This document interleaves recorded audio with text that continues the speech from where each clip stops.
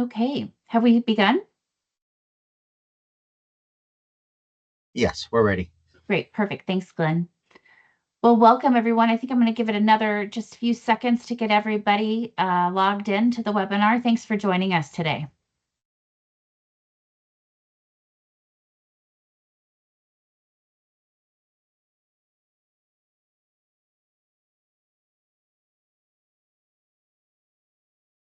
I think we can go ahead and get started.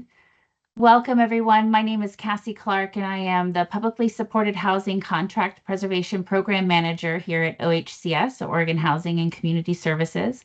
And I look forward to engaging with you about the Contract Preservation Program. We encourage you to ask questions today if you are joining us live by typing in the Q&A. There will also be pauses in the conversation and you are welcome to come off mute and ask questions at that time. Just a reminder that today's presentation will be recorded and slides will be sent to you by email to those registrants after. We are capturing all of the questions that we've received into an FAQ document that will be posted to the PuSH-CP webpage next month. And if you have any questions after today's webinar, please reach out to me at the contact information that is posted in the Q&A. I'd be happy to talk further about any questions that you may have. Before we get started, I just want to acknowledge that while I oversee the PuSH program, I am supported by a team of individuals, including our portfolio support team, our preservation and policy and legislative teams, the research and data teams here at OHCS, along with my direct managers, Tanya Stegray, who is monitoring the Q&A for us today, and Chrislyn Pranell in the portfolio administration section. And this is a complex legislation, and OHCS has worked across teams to implement legislative intent for this program. And we look forward to sharing that information with you today. So just a reminder that publicly supported housing contract preservation program, which is also called PuSH-CP, is a state mandated notification and opportunity to purchase process to help preserve multifamily housing contracts that are soon set to expire. The PuSH-CP process is a state law that helps ensure affordable housing stays affordable. The legislation and process were designed to preserve affordability provisions affecting publicly supported housing through an opportunity to purchase by OHCS through a designee or by local government, who are all designated as qualified purchasers. PuSH-CP applies to multifamily rental properties with affordability restrictions, such as those funded through the Housing of Urban Development HUD, the USDA, the United States Department of Agriculture Rural Development, and Oregon Housing and Community Services, OHCS, through tax credits, loans, and grants. These preservation efforts help to safeguard the original public investments in these properties. When affordable housing properties are preserved, residents can stay in their homes and communities. And with market rents out of reach and long wait lists for most affordable housing properties, preservation is critical to keeping thousands of vulnerable Oregonians in their homes. So our agenda today includes the following topics. We wanted to start with some framing of why preservation matters, give some background about the PuSH-CP program, along with focusing on those detailed steps involved with the notification process, the opportunity to purchase, and safe harbor regulations. So to help me, I'd like to do a quick poll to get to know you all a little bit better. And Glenn is going to go ahead and launch those polls for us. The first one is, which region are you from? Where are you today? Just want to see where everybody is in the state. I guess we could have put in a choice of outside of the state as well.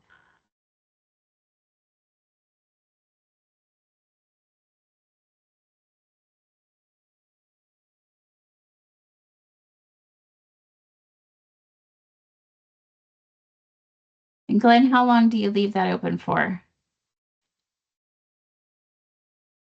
We'll give it a couple of more seconds and then we'll go ahead and end it. Okay. And then we have another question right after as well.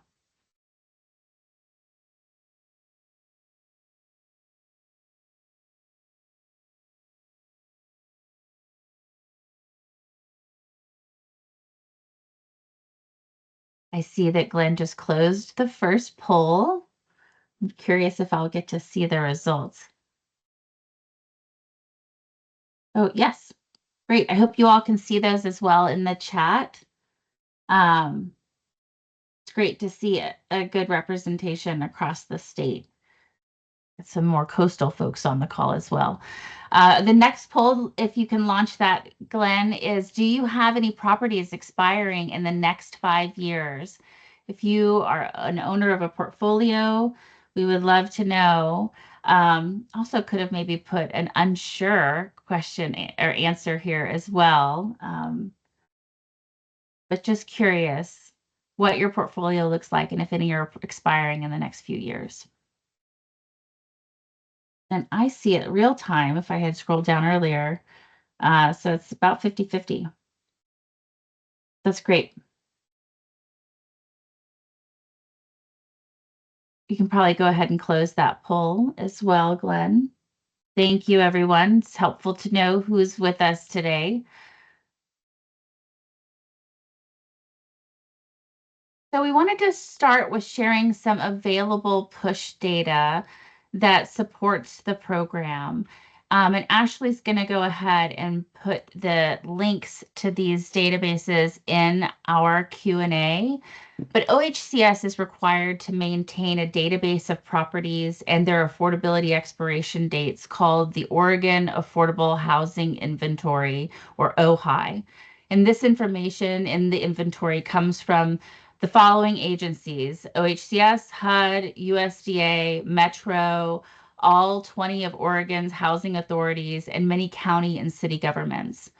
There could be some errors in this inventory. It is meant to be comprehensive. And so if there are any issues that you see in it, we would love to hear from you when you look into it.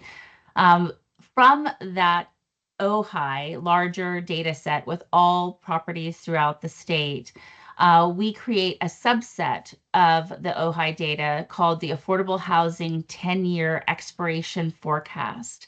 This information has been published on the PuSH-CP page, and it's really looking at those expiration dates with affordability restrictions that are be expiring in the next decade. It includes the number of affordable units at each property, the type and source of rental assistance provided, the income eligibility requirements for tenants, and the status of any preservation efforts. And finally, this last link here is an OHCS publishes a preservation dashboard. It's a public-facing Tableau site that can be used as a tool to understand the preservation outlook of affordable housing inventory throughout the state. And that is the preservation dashboard is what fed this map. And so you can find that information out through that link. Oregon, as you know, as many states are facing a housing crisis, and many of the affordable housing contracts are nearing expiration, as you can see here. This map shows that in the next 5 years, 59 properties are set to expire from affordability restrictions, which could mean a potential loss of over 3,600 units. And since there are less affordable properties in our rural areas, you can see here that one property expiring can have a bigger impact on the population, which is indicated by the darker areas on the map. And I just wanted to highlight that in the next 10 years, these stats more than double, with 172 properties set to expire and putting over 8,500 units at risk. So since 2006, Oregon has prioritized preservation of affordable housing with federal rent assistance contracts and has preserved over 200 properties to date with over 9,000 units statewide. In 2017, Oregon House Speaker Tina Kotek believed Oregon should be doing more to safeguard our existing affordable housing inventory. The speaker worked with affordable housing industry stakeholders, advocates, and local governments to craft a bill, which was House Bill 2002. It's based on a Massachusetts model. And since then, there have been several updates and revisions that have been made, including most recently with Senate Bill 973 and 32 in the 2025 legislative session. So as I said, starting in 2017 with House Bill 2002, it established the notification requirements and the right to purchase and the right of first refusal, and it created this statewide database that I referred to earlier as OHI, the Oregon Affordable Housing Inventory. And then in 2019, House Bill 2002 amended these notice requirements and extended the right of first refusal period retroactively to cover all existing publicly supported housing throughout the state. In 2021, House Bill 2095 extended that notice requirements to include tenants, and a minimum of 12 months was required then. That was modified again in House Bill 3042 in 2023, expanding that tenant notice requirement to 20 months. It also established the safe harbor period. And then this last legislative session, we saw that the tenant notices have been further strengthened and required to be at 30 months before expiration for properties expiring after 2028. And then there's also a new notice that is required beginning in January for all tenants of affordable rental housing, that any prospective and new tenant receive the affordability restriction date of that property. Senate Bill 32 also established criteria for our 10-year list, which I went through earlier, including that status of preservation efforts. So what are PuSH properties?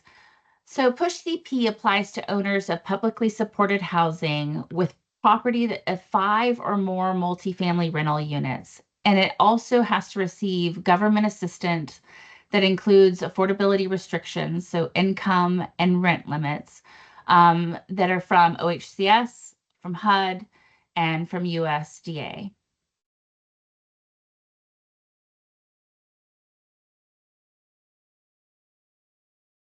So who all is involved? So PuSH-CP is a partnership between OHCS, local government developers who are appointed as designees, and properties and tenants to ensure that everyone is informed of expiring properties in their area, and establishes the ability for qualified purchasers to preserve the property if possible. In addition to OHCS and local government, OHCS can appoint a designee to be a qualified purchaser on behalf of the state. We're going to get into the key steps here in the PuSH-CP process. There are 3 main components in PuSH-CP. You'll see here first, the bolded top line is the notification process, which requires 3 notifications at certain times prior to withdrawing from affordability. Second thing we're going to talk about is the qualified purchaser opportunity and a designee appointment. And then finally, we're going to focus on the safe harbor period, which monitors rent increases for 3 years post expiration for tenants and resident at time of affordability expiration. All right, so let's take a closer look at each step.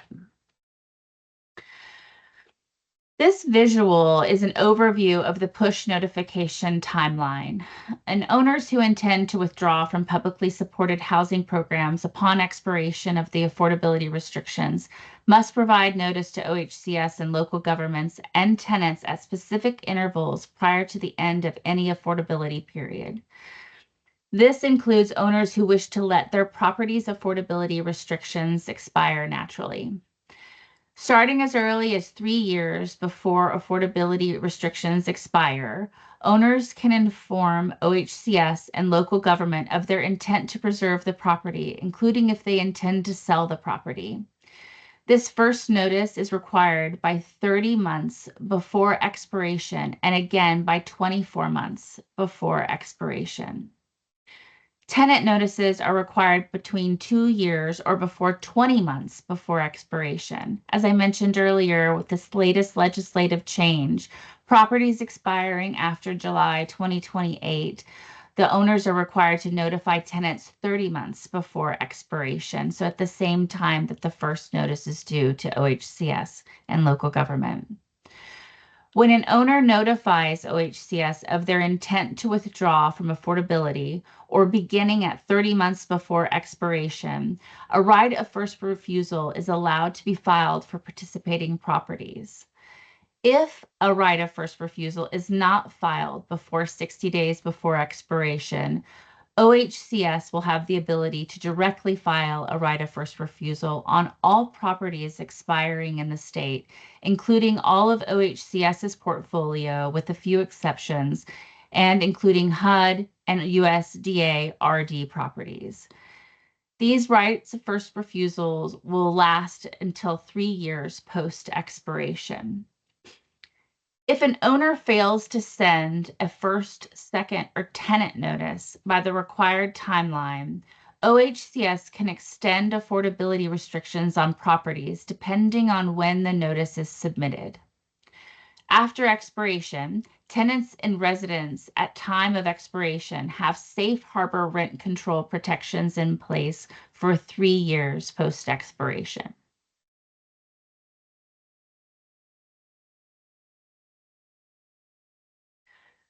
So that first notice to government is required by owners and it's to provide to OHCS and applicable local governments where the property is located, including city, county, the housing authority, or the Metropolitan Service District, so Metro, for example.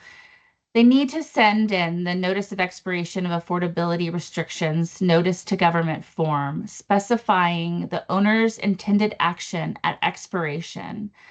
They must send this in at least 30 months before termination date, but no more than 36 months before. You can find this form on our website on the PuSH-CP page, and this is also included in our Q&A.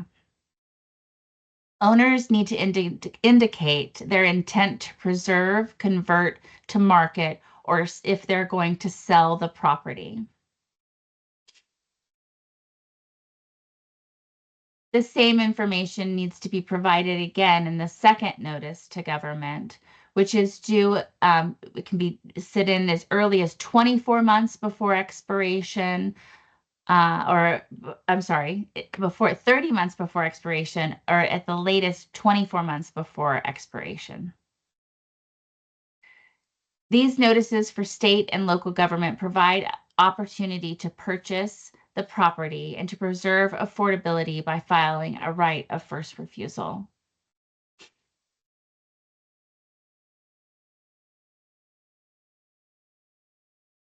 The final notice that's required before a property can withdraw from affordability is the notice to tenants. Owners must provide notice to tenants about the expiration of affordability restrictions. This requirement includes providing notice to current tenants as well as to any new and prospective tenants before any fees are collected or a lease is signed when a property is less than 2 years from expiration. In addition to the notification that owners are required to send to tenants during the PuSH time period just before expiration, all owners of publicly supported housing starting in January of 2026 are required to notify all new and prospective tenants of the property's affordability expiration date before charging a screening fee or signing a lease. OHCS requires owners to use an agency-approved template for each notice. These templates are available on the OHCS PuSH-CP program website. The tenant notices have been translated into 6 languages, including Spanish, Korean, German, Chinese, Russian, and Vietnamese.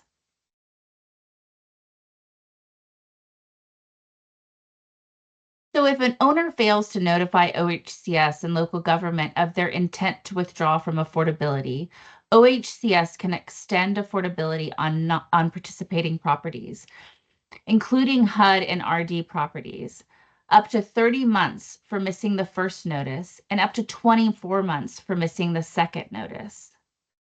If an owner fails to provide the required notice to tenant, the owner must extend the expiration date of that property by 20 months from the date that the notice was received. As I mentioned, this legislation just changed in 2025, and starting in July 28 for properties expiring after July 28, the tenant notice will be required 30 months prior to expiration. If proper notice is not provided to OHCS, we have the authority to record in real property records of the county in which the property is located, without the consent of the owner, a notice of extending affordability restrictions.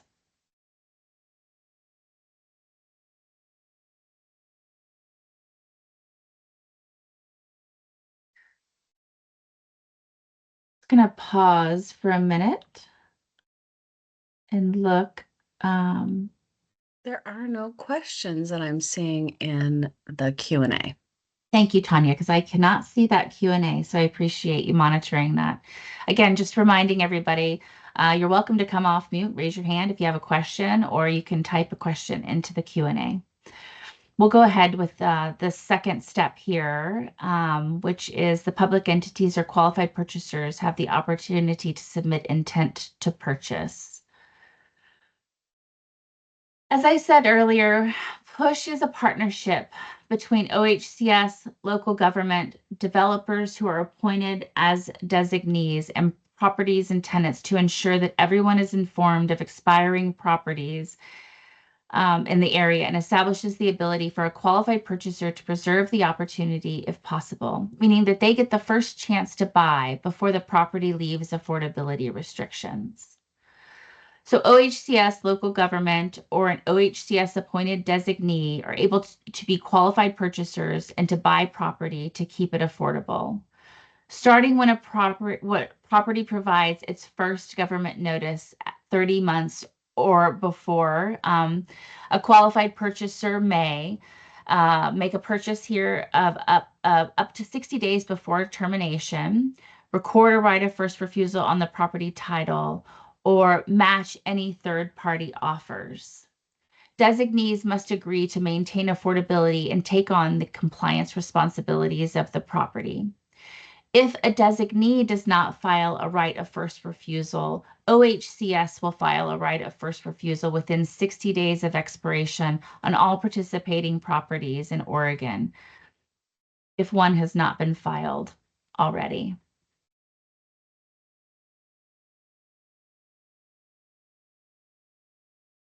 As I mentioned on the previous slide, if a public housing authority declines to file a right of first refusal on a participating property in their jurisdiction, OHCS may appoint a designee upon receipt of the first notice to government or at 30 months before expiration, whichever is earlier. Also mentioned that if OHCS intends to file a right of first refusal if one has not been filed within 60 days of expiration.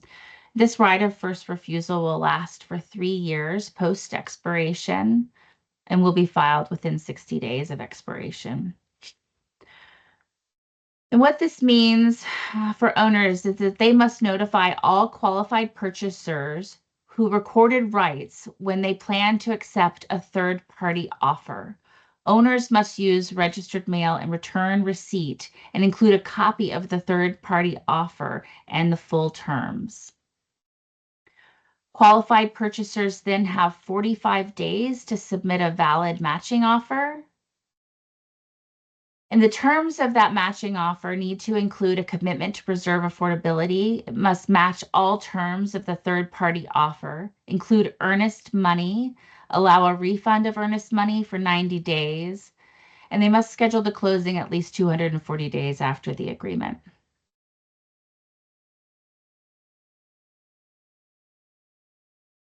OHCS is looking for mission-driven organizations interested in preserving affordable housing.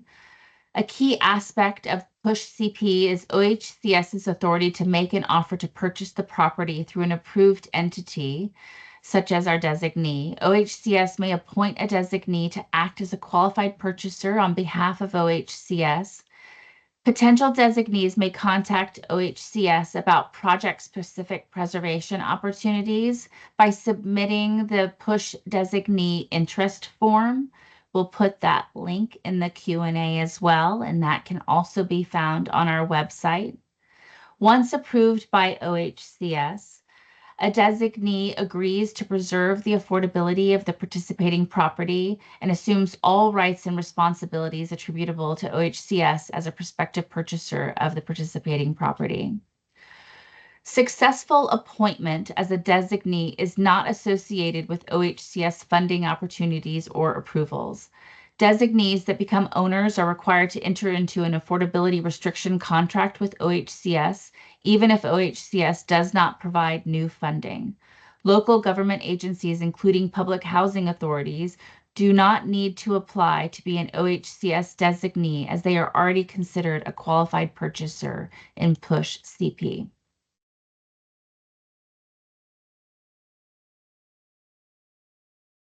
The last step in the PuSH-CP process is safe harbor.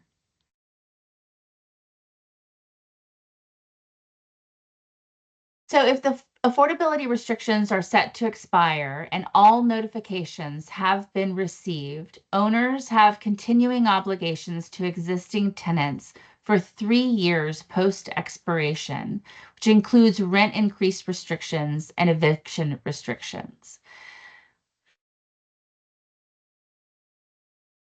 Owners must follow the OHCS rent increase policy. Owners must follow the ORS 90.323, which is Oregon's rent increase law. They cannot terminate tenancy via no-cause eviction under ORS 90.427. These restrictions do not apply to tenants with housing choice vouchers, new tenants who move in after termination date, or for-cause evictions.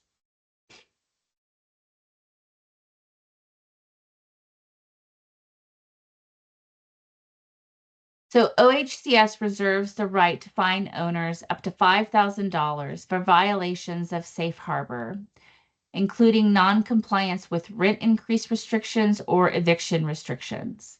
Anyone harmed by non-compliance can sue for actual damages, punitive damages decided by a court or a jury, injunctive relief, or attorney fees and costs if one. Any unpaid civil penalties become liens on property 90 days after the penalty order becomes final.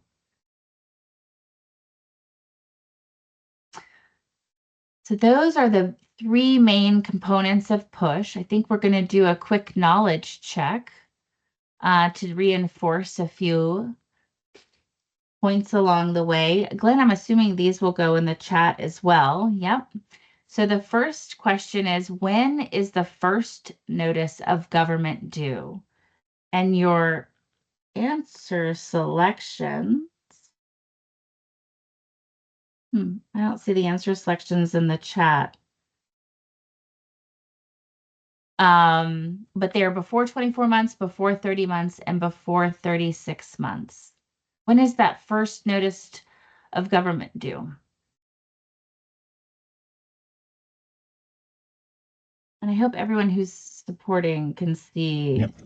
Okay, Yeah, good. we have, right now we have 10% that chose the first one before 24 months, 46% chose 30 months, and then before 36 months, 36%. So majority chose B.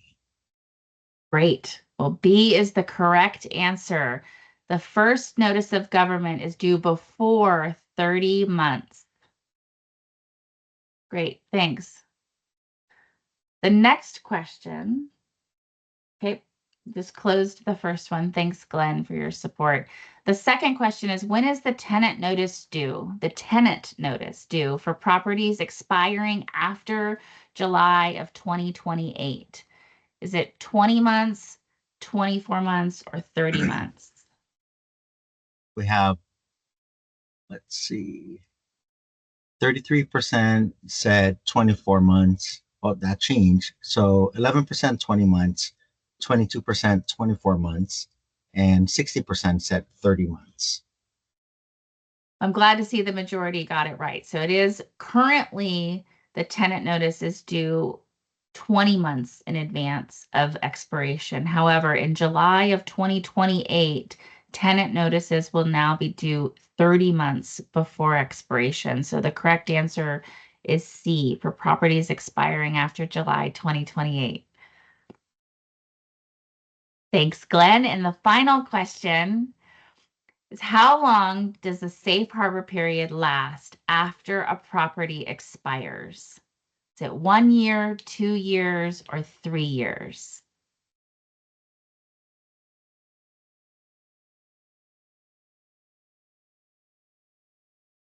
Let's see.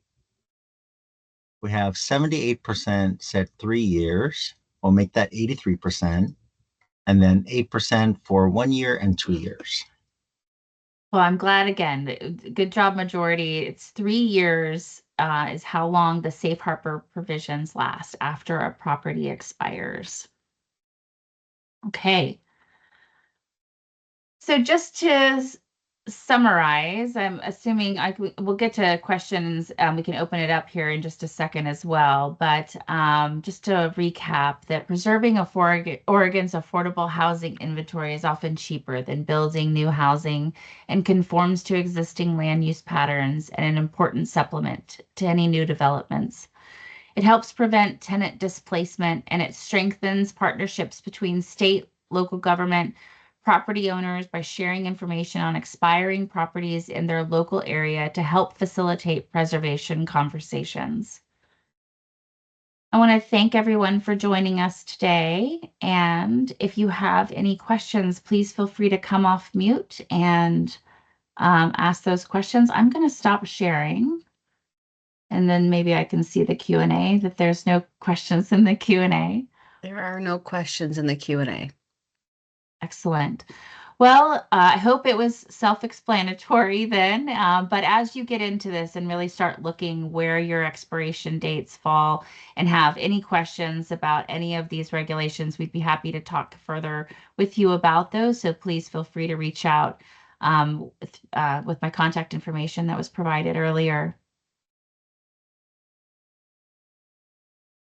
Again, we'll be summarizing the questions we have received to date in a FAQ document that will be posted later to our website. And so take a look for that. We will also send out these slides to the registrants on today's webinar. Does anybody want to come off mute, raise hand, ask any questions?